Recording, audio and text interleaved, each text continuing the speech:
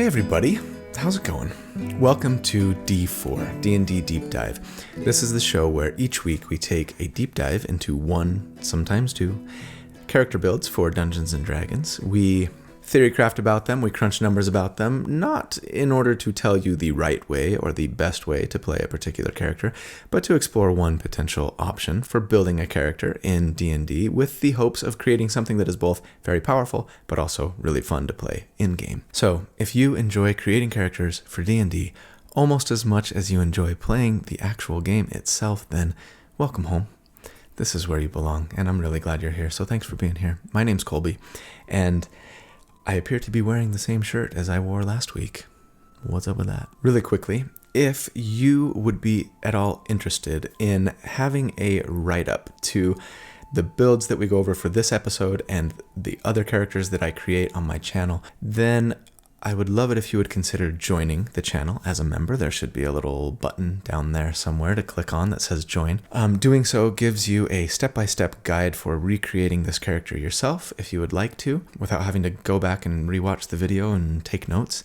But more importantly, I think for most of my members, it's just a way to support the channel. It's only $2 a month, and it just helps me create more and better content. So thank you to all of my channel members, and if you're not interested in joining the channel, but you're still here watching and or liking and commenting and subscribing, thank you too. That's also a fantastic way to help me out, so thanks. All right, yes, today is part 2 of what we started last week as a 2-character build concept, the Mount and Blade, where one character is tanking for their party, protecting their party, riding on the back of their centaur friend, who is a rogue doing lots of damage and other sneaky roguish things. If you missed part 1, I highly recommend that you go there and watch that before you continue on with this. But for everybody else, thank you so much for your patience with me. I just didn't have time last week to record and edit almost a 2-hour video and get it all out in time because the actual prep work of writing took a lot longer than my typical single character builds. Anyway, we're here now, we're going to finish it off. But before we get started, maybe to help serve as a refresher for what we discussed in part 1, let me read the description of these characters here that the team over at dScryb came up with, as dScryb is the sponsor for the video this week. A powerful equine body covered in lustrous dark hair blends seamlessly into the muscular sculpted torso of a dashing humanoid, with flowing locks to match. The centaur moves with calculated grace despite their size, the sound of their thick hooves muffled, somehow distant across the haphazard cobblestones. A thin, ornate rapier hangs in a baldric at their side, and a brace of daggers crosses their chest, clinking softly as they bounce against the brass studs in the rogue's oiled leather armor. On the centaur's back, a squat figure sits upright in a polished cavalier's saddle, their spine straight as an arrow. The figure lifts their heavy visor with a gauntleted hand, revealing a wide, pug-nosed countenance, the color of sun-baked leather. Shrewd, narrow eyes, the fresh emerald green of spring leaves, carefully survey their surroundings, scanning for threats. The knight adjusts the pauldron of their resplendent plate mail and taps their companion gently, signaling them to continue. Stupendous work, as always, dScryb team. So evocative.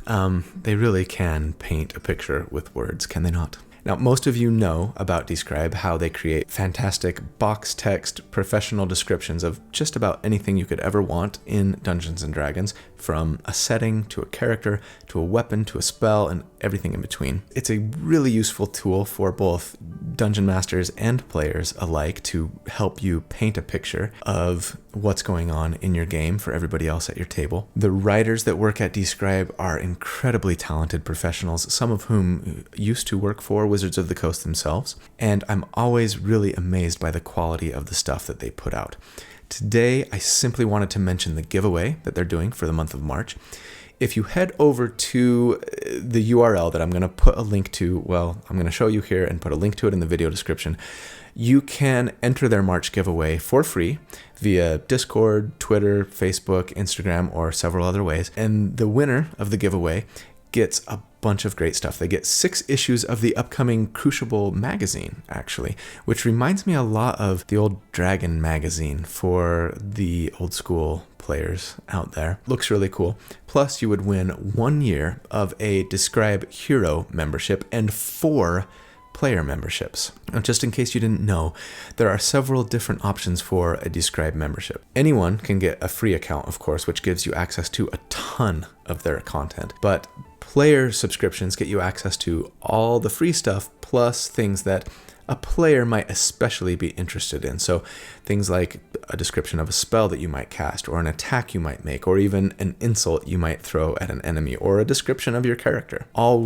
written in the first person as you would want as a player. And then a hero subscription gets you access to everything, including all of the fantastic maps that I talked about a couple of weeks ago, actually. So March is ticking down. If you haven't entered the contest already, you've got nothing to lose, so go do it. And of course, if you just want to check out dScryb and see what it's all about, please use this link here at dScryb.com/d4. I'll also put that in the video description.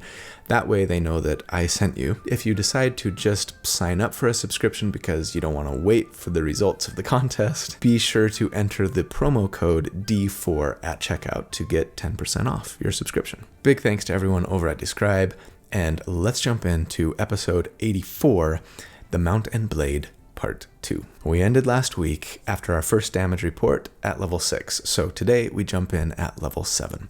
And for our mount character at level 7, as a rogue, level 7, we get the evasion ability. If there's one thing that I really hate in character builds, it's redundancy.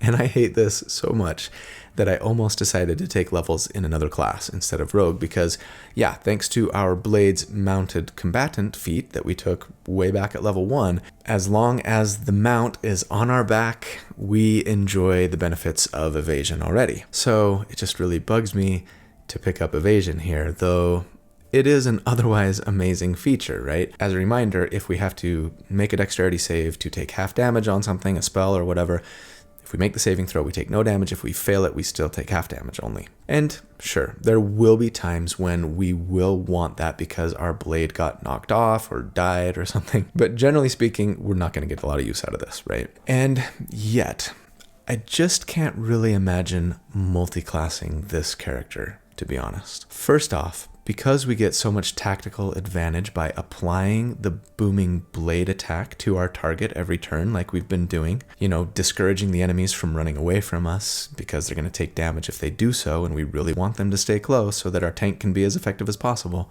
I just don't think that I really want to get extra attack on this character to increase our damage, because we can't take the attack action and thus benefit from extra attack and use Booming Blade in the same turn, unless, of course, we had Sorcerer levels for Quicken Spell, maybe, or we were to go Blade Singer or Eldritch Knight or something, and those are both 6 levels away. Worth considering as an alternative to Rogue, sure, but also, because we are all but guaranteed a reaction attack each round on this character, thanks to the combination of the Sentinel feat that we took and the Mounted Combatant feat that our tank took, we are adding our sneak attack damage twice in a round most rounds, right? And so our damage just scales really, really well by sticking with Rogue here and pumping that sneak attack damage as high as we possibly can. So we're going to stay Rogue all the way on this character and not multi-class at all, which is really weird, I know, and something I almost never do, with the recent exception of the Nature Cleric that I did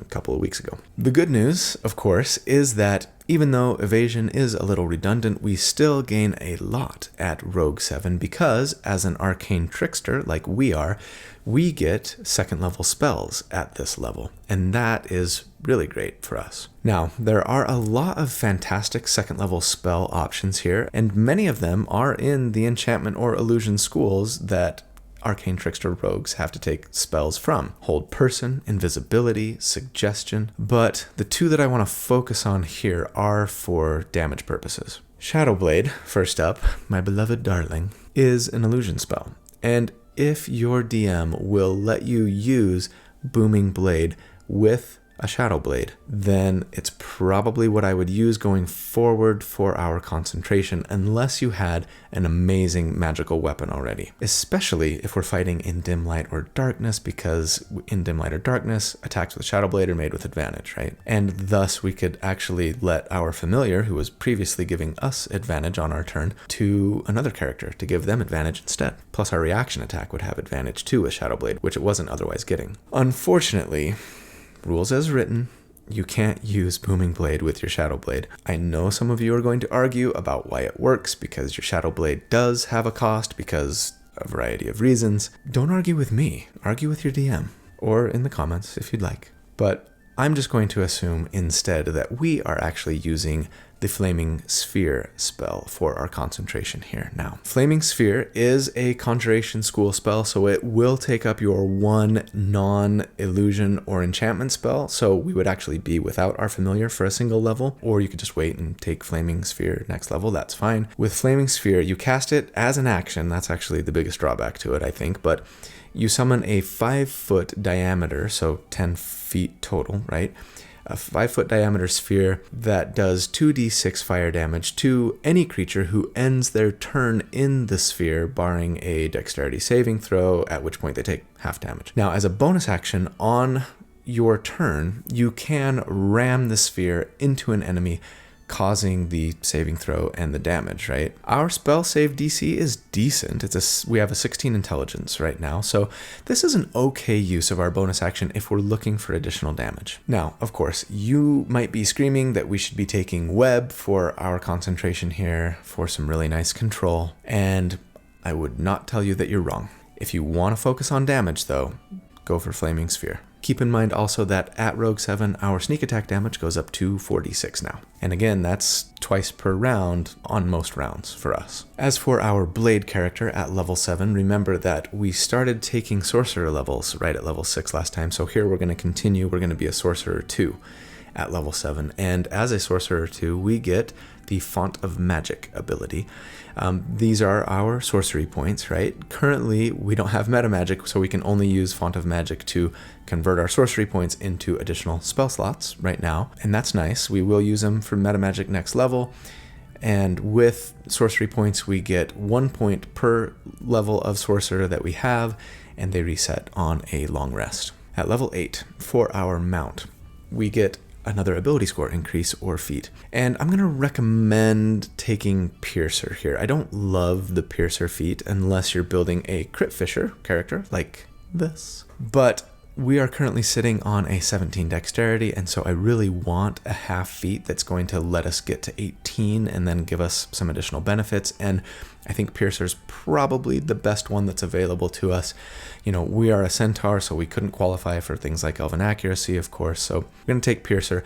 Piercer lets us re-roll one of our attack's damage dice once per turn when we do piercing damage, and this can be used for a bad die roll on our sneak attack damage as well, since sneak attack does the same damage type as our weapon, and we're using a rapier, which does piercing damage, right? And we also get to add an extra damage die when we get a critical hit, so that's going to feel nice when it happens, but really it's a mild damage increase at best. The biggest benefit here really, I think, is the +1 to dexterity. For our Blade character at level 8, like I mentioned, we're going Sorcerer 3 here, and it is a really fantastic level for this character. So as a 3rd level Sorcerer, we get 2nd level spells, right? And there are 2 that I really want to highlight. First up, Aid. Aid lasts for 8 hours and doesn't require concentration.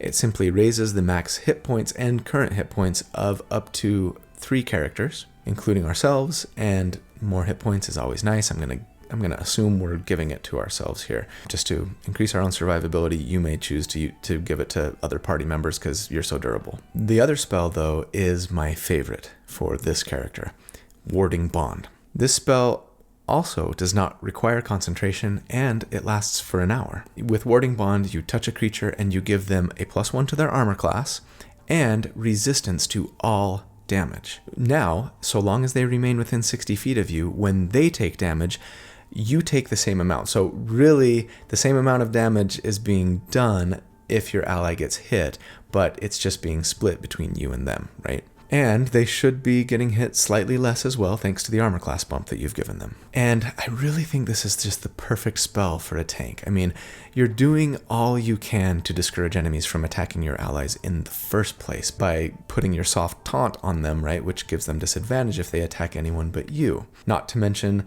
the things that your Centaur is doing by hitting them with Booming Blade to try and prevent them from running away, and even maybe rooting them in place with their Sentinel feat that they have if they get an opportunity attack. But now, even if this enemy makes an attack against somebody else, hopefully they're doing so with disadvantage as long as the ally is still close to you, right? And against a higher armor class than they otherwise would have. And even if they hit them, they're only doing half damage if they do hit them. Oh, and by the way, because we are a Cavalier, we do get, thanks to our Unwavering Mark feature, some additional damage against this enemy on our next turn anyway with a bonus action if they do hurt somebody other than us. So there are lots and lots of things that we're doing to discourage our enemies from attacking anyone other than us. Or in the case of our mount, outright impeding them from attacking that character at least. We also, as a Sorcerer 3, get Meta Magic, and this is where it gets even better. We now get 2 meta magic options to choose from, and there's a pretty nice list of them, but meta magic improves our spells in a variety of ways.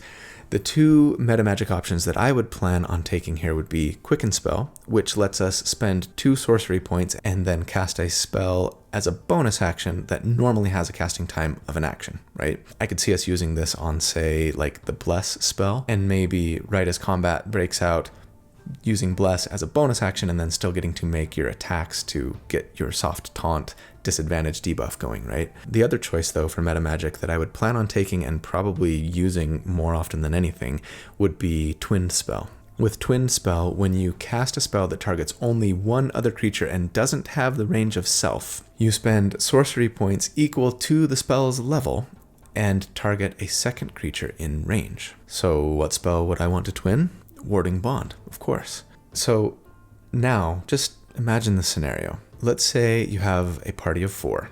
Fairly typical, I think. One of them is your mount, and so long as you're riding on their back, that character basically can't be attacked, right? Thanks to your mounted combatant feat. With the other 2 party members, you are doing a lot to discourage enemies from even attacking them in the first place, but even if they do, you've raised your ally's armor class and made it so that if they take damage, they only take half, and you take the other half. I am positive that no other tank that I've done to date does more to protect more of their allies than this one does, and I love it so much. At level 9, for our mount character, first up, our sneak attack damage goes up to a 5d6. That's really nice. And then we get the Magical Ambush feature as an Arcane Trickster. With Magical Ambush, if we're hidden from a creature when we cast a spell on it, it has disadvantage on saves against that spell. Now this is pretty nice. If you can start a fight in stealth, I could see like using Crown of Madness maybe on an enemy to try and control them and, you know, start a fight amongst your enemies before the fight breaks out, maybe even getting one of them killed. Of course, if you've got the blade mounted on your back, I have a hard time imagining this centaur with a rider on their back trying to sneak along to get into position for a magical ambush, right? It's so opposite of the cavalry-like image that we typically have for mounted combatants. It's actually hilarious. But, I mean, I don't know why you couldn't necessarily try to sneak up on people with someone on your back. I can see your DM maybe giving you disadvantage, or of course, if the blade character, I keep pointing to them like they're right here on my back.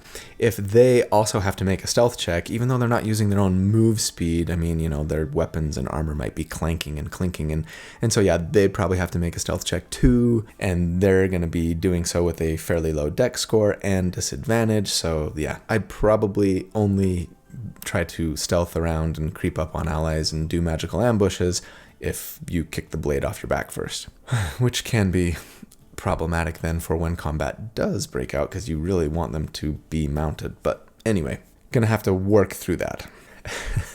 A stealthy centaur. Now I'm having like this image of a centaur trying to do the cat thing where they're like stealthily approaching on all fours, right? That's a great image. At level 9, our blade character is going to be a fighter 6. I'm going to go back to fighter for just a second to pick up the ability score increase or feat that fighters get at level 6, which is awesome. With all of the attacks coming our way, and especially assuming we've got Warding Bond on 2 other allies, we're likely going to be taking a fair bit of damage. And that's okay, that's what we're here for. But in that case, we really want to increase our hit points as much as we can now. So let's take the tough feat, I think, to give us 2 more hit points per character level. And so at level 9, it's time for our next damage report. Since last time we checked at the end of last episode, our mount has seen some nice increases to damage thanks to a better dexterity score, the piercer feat, more sneak attack damage, and 2d6 per round potentially from the Flaming Sphere spell, giving us an average DPR of 66 damage per round against a 10 armor class and 53 DPR against a 16 armor class. And that puts us comfortably into the tier 1 range compared to other single character sustained DPR builds. For the Blade character, our tank, our AC hasn't gone up at all, and nor will it. Unfortunately, throughout the rest of our character's career outside of magic items, which do exist and we'll probably get. Although our ability to protect our allies has increased pretty significantly. We should also have absorb elements now with some additional sorcerer levels, and that will help us out quite a bit versus, the fireballs of the world and other elemental damage types. For our hit points, I'm going to assume that we've got aid up on ourselves for the additional HP that we get. And of course, we have gained some additional hit points just from leveling, plus the tough feat. So that puts us at a potential total of 114 hit points. The boss fight that we were hypothetically pitted against here for our damage report was a young blue dragon. And against a young blue dragon, if they just attacked us for an entire round, we would take, on average, 5 damage per round. And at that rate, we would survive for 23 rounds before dying. The typical fight here was against 4 hobgoblin captains. If there's 4 captains, who's in charge? I don't know. I just built a medium difficulty encounter with some enemies that seemed like fairly common in D&D. Anyway, you would also just take 5 damage per round if all 4 of them spent their turns doing nothing but attacking you. At the rate of damage that they're doing to us, we would survive for 22 rounds. It's slightly different because of rounding issues. And then against a level 5 DC 15 fireball, we would take 12 damage per round on average. And at that rate, we would survive for 10 rounds. So right now, compared to other tank builds, this character is near the top for all 3 categories. And we're feeling pretty smug about it, actually, because we're also doing a better job of protecting the rest of our party than any other tank build. At level 10, for our mount, we get yet another ability score increase or feat. Rogues get one at level 10. That's fantastic. I'm going to say we bump our dexterity here to take it to the cap of 20, and that's fantastic for all the roguey things we need to do, plus our damage, of course. As for our blade at level 10, I'm going to go back to Sorcerer here to go Sorcerer 4. You may be saying, why didn't you just finish off Sorcerer before going back to Fighter? It's because Fighters get more hit points, and I had a damage report at level 9, so there. Anyway, now we're going to go Sorcerer 4 because we want another sorcery point, we want another 2nd level spell slot, and we want the ability score increase or feat that's available to us at Sorcerer 4 here. I'm going to say we bump our Constitution with this ability score increase, putting us at an 18 Constitution. We definitely need to keep pumping up our health and also improving our Constitution saving throws, especially for our concentration checks, as that directly impacts our armor class, because I'm assuming we're using Shield of Faith for our concentration, remember. At level 11, our mount would get their sneak attack damage up to a 66 now, which is awesome. Booming Blade damage does go up to 2d8 now on the initial hit, and then 3d8 if they move. That's great. And then we do get the Reliable Talent ability as well as a Rogue 11, which tells us that any skill that we are proficient in counts as a 10. If you roll for a check and you get less than a 10, it just is a 10. And that's amazing. you are now Super Rogue for all things scouting and lockpicking and finding hidden doors and traps and things. For our blade at level 11, we are going to go back to Fighter here. We'll be a Fighter 7, and we're going to stick with Fighter for the rest of our career. At Fighter 7, Cavaliers get Warding Maneuver, and this is a really nice feature that's situationally useful anyway. With Warding Maneuver, Constitution modifier times per day. If you or a creature within 5 feet of you is hit by an attack, you can roll a d8 as a reaction and add it to the armor class against that attack. If the attack still hits, the one who got hit has resistance to the damage. Now, it takes up your reaction, so that would mean no shield spell, no absorb elements, no silvery barbs, no opportunity attack, etc. And it also only works against a single attack as opposed to until your next turn, like shield. And if you're using Warding Bond on the ally that is potentially getting hit, they already had resistance to damage, so it didn't really help that much. But all of that said, I can still see plenty of times when you might want to use Warding Maneuver. Maybe the attack roll against you is a 28 to hit. If you cast Shield, it would still hit. But if you used Warding Maneuver, you would have a decent chance of still making that one attack miss, since you're rolling a d8 and adding it, right? You could roll a 6 or a 7 or an 8 and add that to your 23 armor class. On the other hand, maybe your ally is about to go down and you really need to make sure that this one attack against them misses. Maybe you're getting really low on health and giving yourself not only a chance for an attack to miss, but then resistance to the damage might be worth using this instead of shield. Or maybe you're simply out of spell slots. You don't have a ton. And in that case, sure, you might as well use this if you can't use shield, right? So it's a nice thing to have access to. At level 12, our mount character gets another ability score increase or feat. Resilient Constitution is probably better for the well-rounded approach. Since we don't have Constitution saving throw proficiency, we are using our concentration on a spell. But you know me, I'm focused on damage for this character, so I'm going to actually bump our intelligence to give a slight bump to the spell save DC for our Flaming Sphere. And of course, as an Arcane Trickster, you really might be using Web or some other nice control spell instead of Flaming Sphere, right? So bumping that intelligence is going to give us a better increase to most of the spells that we might be casting. Not to mention our investigation checks and things, which are usually pretty important for rogues. And frankly, on this character especially, I'm just not as worried about our own survivability as maybe I should be, or at least would be on another character, with our mount just redirecting every single attack against us to them. And that's one of my favorite things about this team, actually, is the ability that the rogue has to maybe ignore their own survivability a little more than other characters might. Not that you should ignore it completely, but I don't feel as bad for doing so. For our blade at level 12, we'd be a fighter 8, and we also get an ability score increase or feat. I'm going to say bump our constitution so we get it to the cap at 20, and that's happy days for our survivability. At level 13, our mount gets their sneak attack up to a 7d6 now, and then as an arcane trickster rogue, we get versatile trickster.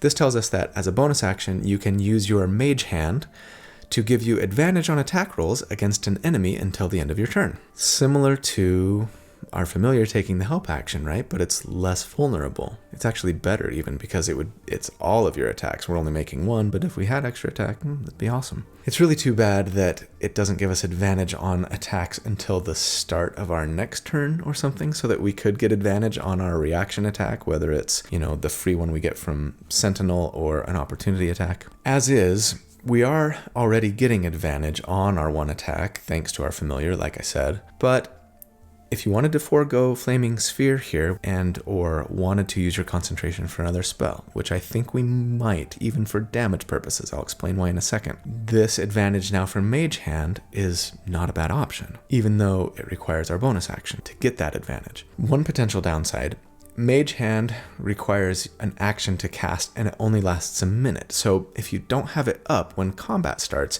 it would be a pain to lose an action getting it out. Of course, Flaming Sphere did as well, right? We were just getting some bonus action damage on the turn that we cast it, which we wouldn't get with Mage Hand. Now, it is a cantrip, and thus doesn't cost us any resources to cast, so you might very well be able to convince your DM that you just compulsively are always casting Mage Hand every minute on the minute. Now, that might be a little cheesy, and your DM might shoot that down. But if the alternative is you find yourselves in a dark and dreary... I cast Mage Hand. Okay. Bartholomew the Wise cackles with glee and proclaims, I cast Mage Hand. Ah! You're ruining my monologue!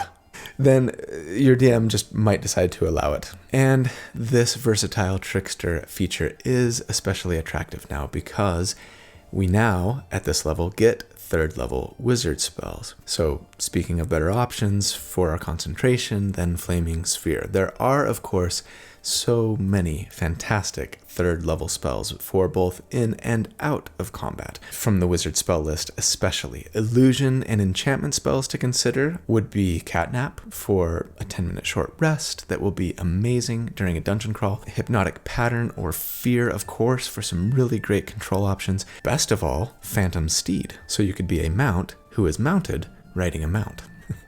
Don't do this, please. Otherwise, I mean, sure, it would be fun to take Fireball, for example, since you could potentially, with Magical Ambush, stealth up to a group of enemies and then fireball them while you're still hidden, giving disadvantage to everyone on their saving throw. That's fantastically fun. The other one that I would seriously consider, though, here for damage would be Spirit Shroud. So Spirit Shroud requires our concentration, meaning no Flaming Sphere, but it would add a d8 of damage to all of our weapon attacks and reduce the move speed of creatures within 10 feet of you by 10 feet. We're still only making potentially 2 attacks per round, right? One with our action and one with our reaction. So the potential 2d8 extra damage that we would get from Spirit Shroud in a round would be all of 1.5 damage less on average than the potential 3d6 damage that we'd get from Flaming Sphere if we upcast it to the third level. But Spirit Shroud would benefit from critical hits, unlike Flaming Sphere, and it would free up our bonus action each round, meaning that we could use our cunning action if need be, or use our new versatile trickster with our bonus action and thus give ourselves advantage and let our familiar give advantage to somebody else. Using Spirit Shroud gives us essentially the same amount of damage but frees up our bonus action for lots of other things, not to mention slowing down our enemies by 10 feet, which could further help keep our other allies safe if they were far away, right? Again, you might prefer to use Fear or Web or Hypnotic Pattern or something for your concentration, and if so, awesome. For damage and for a little additional control, go Spirit Shroud. For our blade, at level 13, we would be a fighter 9, and we get the Indomitable feature. This tells us that once per long rest, you can re-roll a failed saving throw. That's nice, but I wouldn't use it on a save that you're likely to just fail again anyway, unless it's life or death, right? So, at level 13, it's time for our next damage report.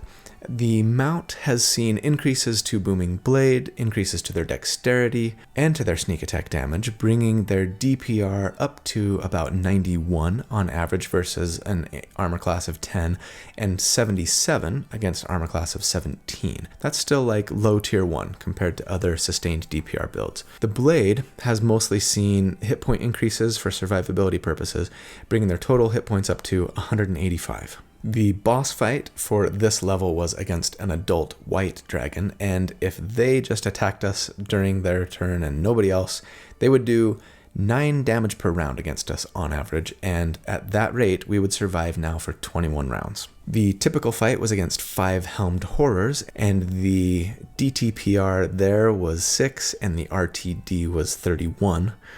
And against a level 7 DC 16 fireball, we would take 15 damage on average, and at that rate, we'd survive for 13 rounds. That puts us, compared to other tank builds, in about the middle of the pack compared to the boss and fireball encounters, but still near the top for the helmed horrors. And the slippage is mostly because, by comparison, tanks who had artificer levels, and I've done a few of them, were getting credit for their infusions. So like +1 to AC for their armor and their shield, things like that, creating, cloaks of protection for themselves. And we can't do infusions, so we're not getting those AC increases.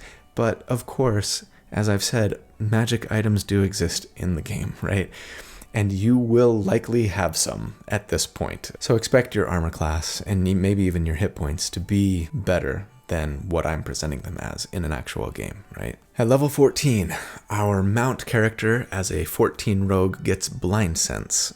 So as long as you can hear now, you can daredevil see creatures that are within 10 feet of you, even if they're invisible. That's going to be really awesome when you need it. Our blade at level 14 is a fighter 10, and they get hold the line. This is a fantastic cavalier feature that if we didn't have our rogue mount using booming blade and threatening sentinel-infused opportunity attacks, I might have tried to get to sooner. But with hold the line, creatures provoke opportunity attacks from you if they just move at all while within your reach, even if they're just, trying to skirt around you without having to leave your reach to, say, get to an ally who's on the other side of the centaur's withers. That's such a great word. Better yet, when you hit with an opportunity attack, the enemy's speed becomes 0 until the end of the current turn, like with the Sentinel feat. And I just want to pause for a moment and relish in the glorious no-win predicament that your enemies are in right now. You're a bad guy, right? Standing next to this wily centaur and plate and shield knight riding on their back. Here are your options. Attack the knight. You probably miss because they're nearly impossible to hit. Regardless, if you do, it feels like you did almost no damage. And for your trouble, the centaur gets a free attack against you regardless of whether you hit or not. Okay, fine. That sucked. Let's attack the centaur. Nope. Attempting to do so just gets intercepted by the knight and the exact same result and pain for your trouble. Okay, fine. Let's get out of here and try to find an easier target. Except when you attempt to do so, you are hit by not only 1, but 2 attacks of opportunity. If either of them land, they root you in place. Oh, and if by some miracle they both miss, or maybe they both used their reactions on this round for other things, you still take a bunch of thunder damage upon moving because the rogue put booming blade on you earlier. Assuming you're even alive when you arrive at the supposedly weaker target, your attempts to hit them are still somehow more difficult than they should be, and if you manage to hit them anyway, they somehow seem to take a lot less damage than they should have. At this point, you probably just throw down your weapon and go home. I know I would. So awesome. At level 15, the mount as a rogue 15 gets slippery mind.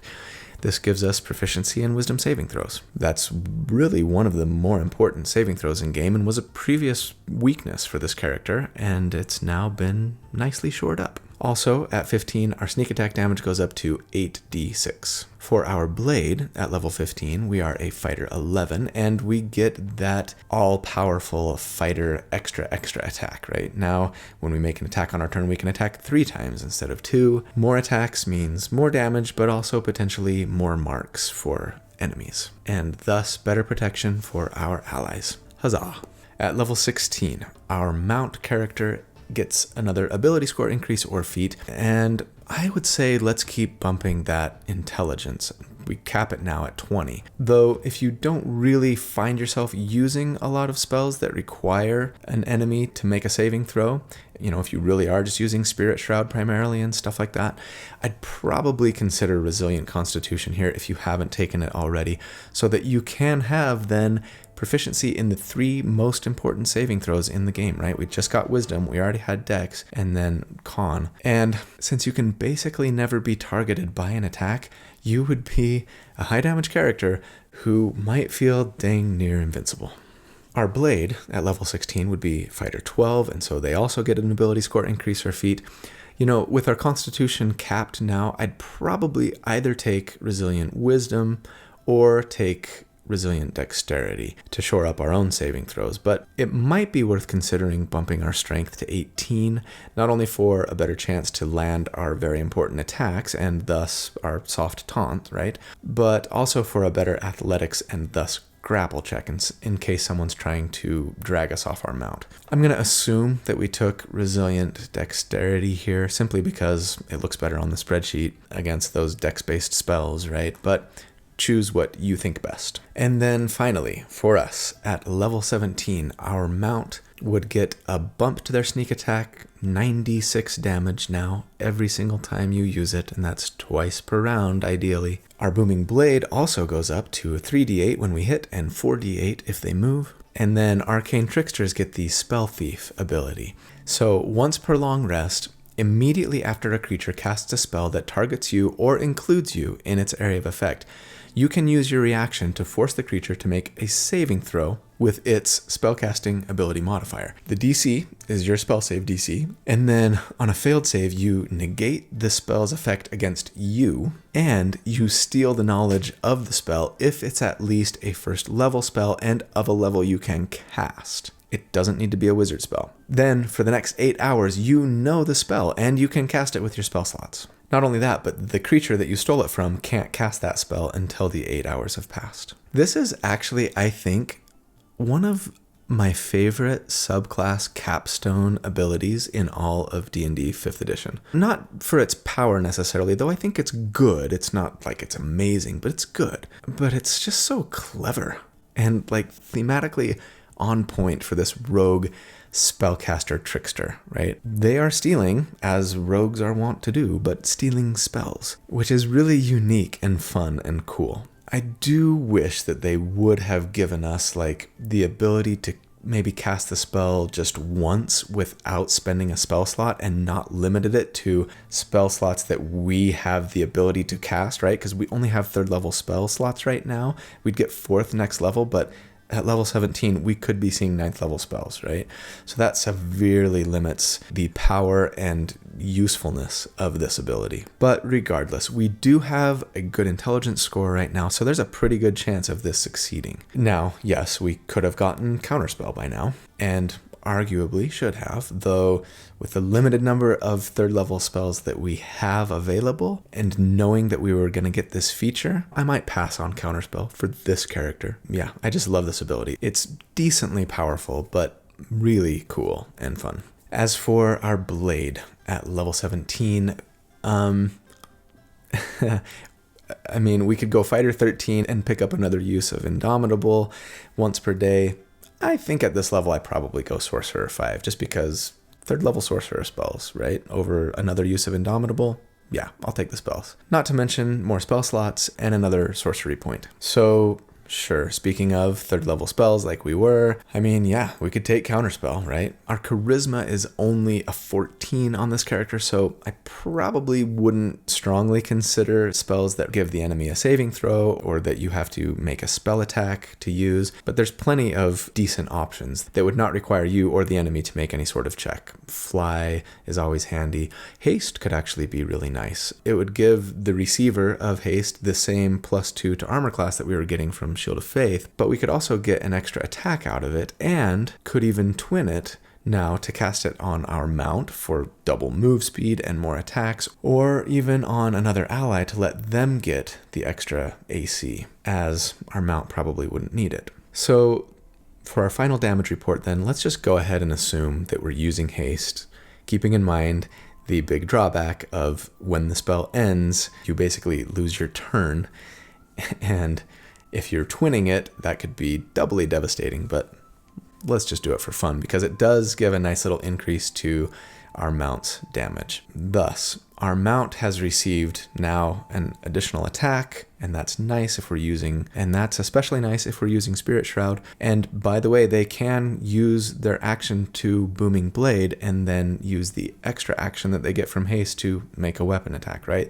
Those two things don't conflict. That extra attack that we get from being hasted doesn't require that we take the attack action, right? They've received increases to their sneak attack and booming blade damage, plus a lot of really nice defensive and utility buffs. And so against an enemy with a 10 armor class, that would be 114 damage per round on average, and against an enemy with an 18 armor class, it would be 99.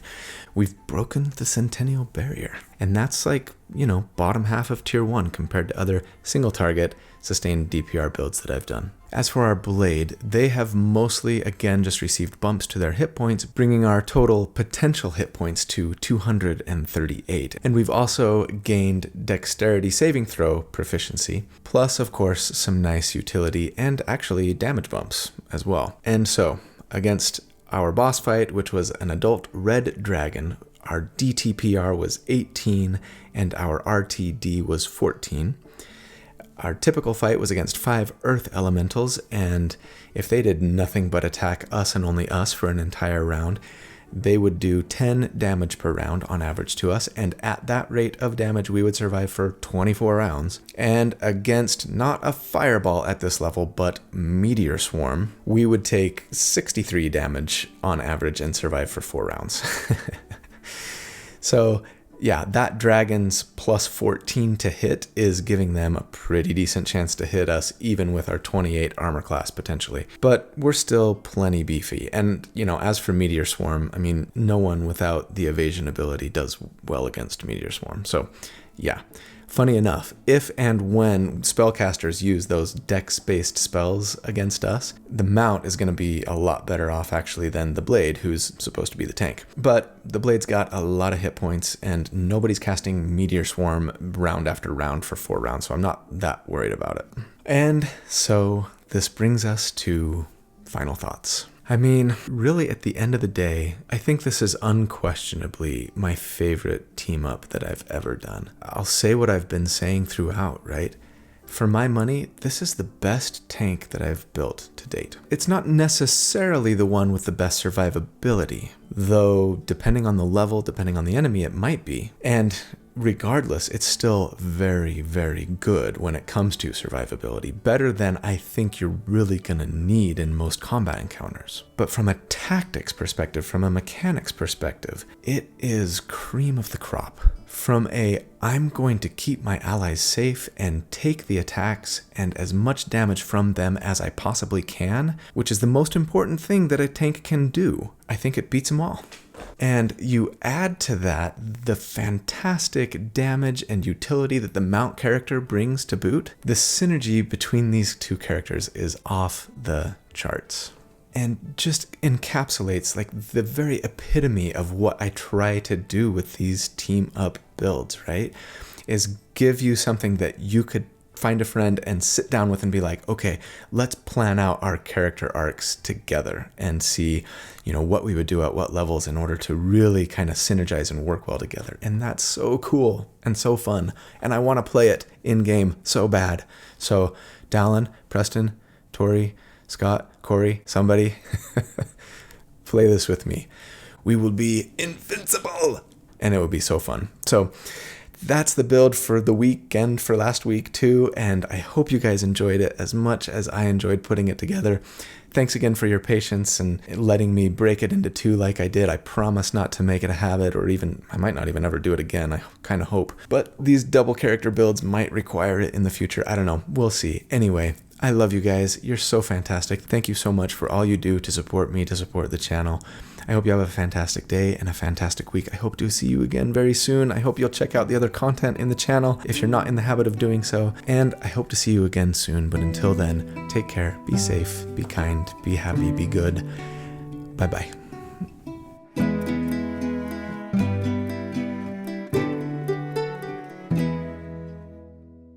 Oh, I'm getting tired. I've been recording this episode since I was 12 years old. Don't say that, because I need to say, boop, beep, boop. That is a squeaky chair. For our... Oops. Hey, hoops. Well, don't even say that. You get, as a rogue, if we didn't have our rogue mount using... Oh, yeah. Sorry. We're getting credit for their... Ugh, I'm thirsty. And then, and thus, and so, with some... I'm not even going to say any of that. Actually, no, it's pretty funny. Say it. Bumps, which... Ugh. I can't talk today.